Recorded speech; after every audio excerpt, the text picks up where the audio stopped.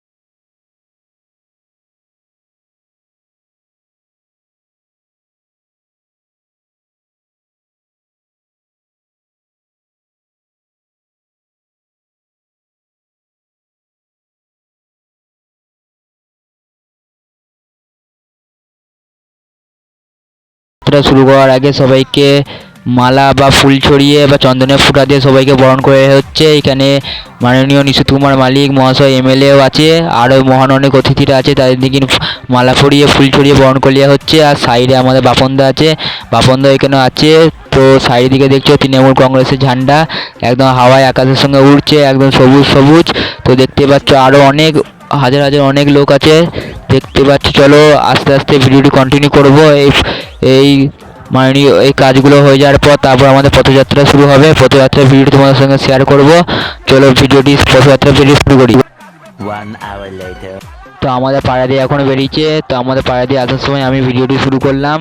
তো সামনে দেখতে পাচ্ছ সবাইকে দাঁড়িয়ে বলে দেওয়া হচ্ছে কেমন করে কি ভোট দেবে। তারপর আস্তে আস্তে সব ব্যান্ড পার্টি সমাজ নিয়ে বেরিয়েছে, ব্যান্ড পার্টি নিয়ে পথযাত্রা শুরু করেছে। এদিকে আমাদের ট্রফিদা আছে, ট্রফিদা আস্তে আস্তে আসছে। এদিকে ব্যঞ্জন পার্টিও আছে, আস্তে আস্তে সবাই এগিয়ে আসছে।